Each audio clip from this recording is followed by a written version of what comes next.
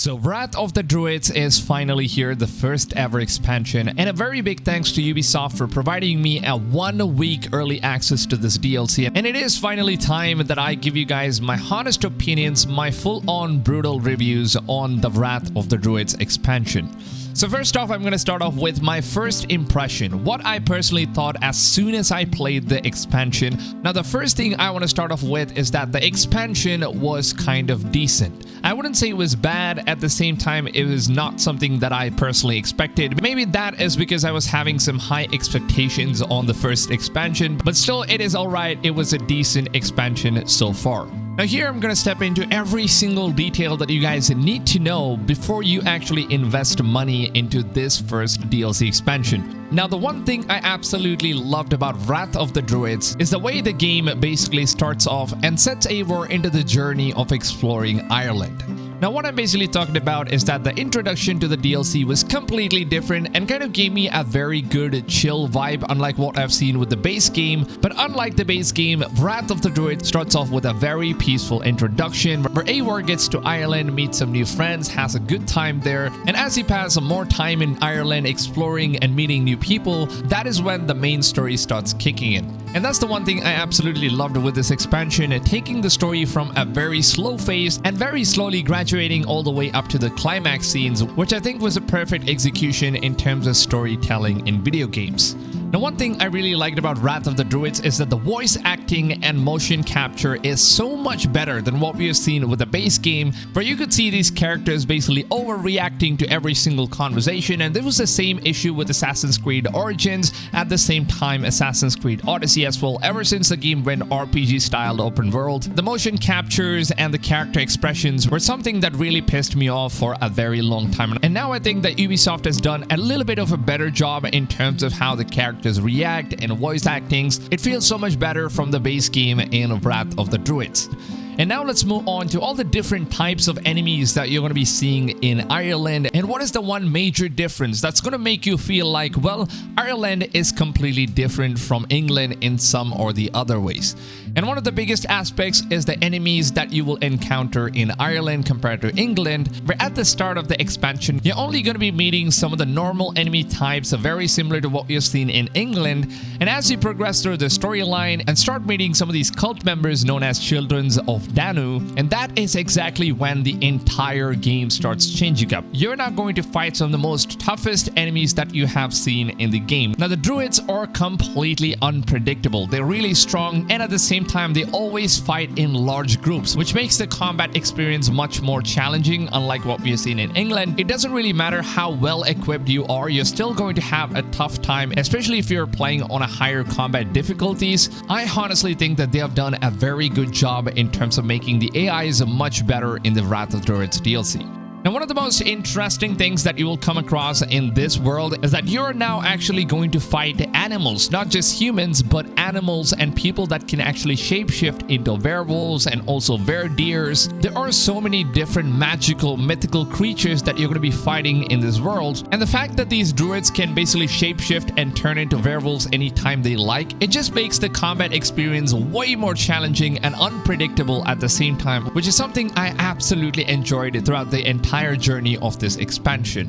And now let's move on to the open world. What I personally felt about open world and exploration of Ireland, how different is it from England? Now the first thing I want to put out here is that some people are going to be disappointed about this fact, is that Ireland looks very similar to what we have already experienced in England. Now the only difference that you guys are going to be experiencing in Ireland is that the landscape basically feels much more greener, and the color correction is so different from what we have seen in England, where England basically had this orangey kind of a tint on the screen which made everything look so orange and old school. But when you're playing in Ireland, it feels more grayish, and there's fog everywhere. There's always mist and fog all over the place, so it's really hard to actually see the landscape most of the times. And as you keep playing throughout the DLC, then you'll basically start to notice that Ireland is not much different from what England was. So that is one thing that really turned me off, because I was actually expecting Ireland to be so much different in terms of how they designed the world and whatnot. And seeing that both England as well as Ireland kind of felt the same at most times, it is now something that I think Ubisoft could have done much better. And I really hope that with the next expansion, which is the Paris DLC, I hope Ubisoft could do something completely different, unlike what we've seen with Ireland, at the same time England,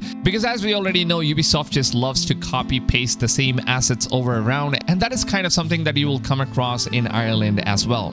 Now, one good thing about the expansion's open world is that the map is not as huge as England, which means that every different locations that you visit around the map is slightly going to be different compared to the ones that you previously visited. Whereas in England, most of the locations kind of look the same and you kind of felt like you've already been here. So that kind of experience is something that you will not be feeling the same with Ireland. So that is a good thing, of course. But at the same time, like I said, it's not very different from England as well.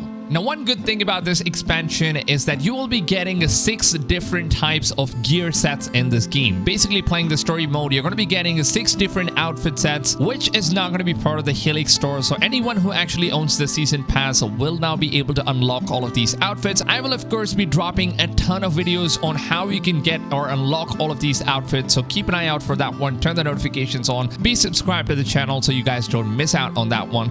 Now, one of the biggest changes that you will see with the expansion is that Ubisoft has now introduced a brand new trading system in the game. And the way the trading system works in this game is very similar to what we've already seen with games like Grand Theft Auto Online, where you have all of these different business that you can own. And unlike GTA Online, where you had to pay money in order to buy some of the warehouse and then run the business, in Wrath of the Druids, you basically have to go ahead, conquer different ring forts. And once you conquer the ring forts, you have to spend some of your supplies, which you can gather by raiding different outposts or even doing multiple trades. Once you start conquering all of these different ring forts, they are automatically going to produce some of these resources, which will then be sent to your inventory. And now, lads, let's talk about the main storyline, what I personally felt about the story. Now, of course, I'm not going to be spoiling you guys with any of the spoilers. This is going to be a spoiler-free review, of course. And the first thing I want to say is that the story of Wrath of the Druids was pretty much okay-ish. The story was not something that would kind of like blow your mind's area or something like that. It was pretty basic. And one thing I really loved about it is that the story was not too cliche, unlike what we have seen with the base game.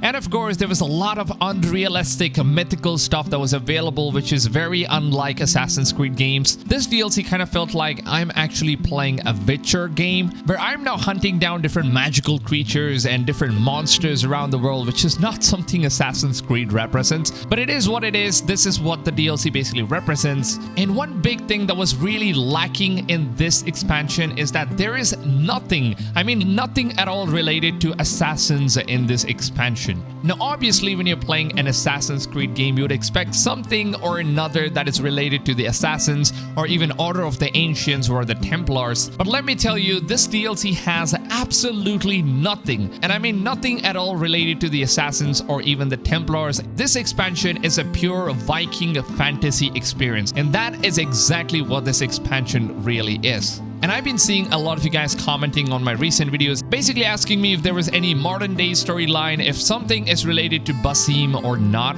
And the quick answer to that is that there is absolutely nothing related to Basim nor the modern day story. It was just a pure Viking experience, because I was imagining maybe Eivor gets to meet the assassins finally, maybe join the Brotherhood or even work with them in order to beating the children of Danu's cult, but none of those things actually happen in the story. It mostly felt like I'm playing some kind of a monster hunting video game, which is not something I would personally prefer in an Assassin's Creed genre. So this right here, lads, is what I personally feel, and this is my full review of Assassin's Creed Valhalla's Wrath of the Druids. And now for the final score, the final review of this DLC expansion, I would honestly and very brutally give this expansion a 7 out of 10. So my review score is going to be a 7. Let me know down below in the comments, are you guys going to be purchasing this expansion? Are you going to be playing Wrath of the Druids or not? I would love to know your opinions in the comments, of course. And if at all you guys found this review helpful, then please make sure to go ahead and drop a like on this video, because your like and your support is absolutely appreciated. It does really help me out as a content creator a lot more than you think. So please just take a few seconds of your time and leave a like. I would really appreciate it. And like I said, I'm going to be uploading a lot more content about Wrath of the Druids right here on this channel. Everything you basically need about Assassin's Creed Valhalla and all the upcoming open world games games will be available first, and exclusive content will be available right here on my channel. So make sure you guys go ahead, subscribe to the channel, and turn the notifications on if you haven't done that already. And the most important step of all, even if you're subscribed, even if you turn the notifications on, if you guys don't set the notifications to all, then the broadcast YouTube platform, as we know, they don't send you guys the notifications, which means even if you're subscribed or notifications are on, it doesn't really matter unless you set it to all. So make sure you guys do it so that you don't miss out on any of the upcoming videos that I upload on this channel. With that being said, I hope you guys have a blast of a day, and I'll see you guys in tomorrow's video. Until then, take it easy, fams, and goodbye.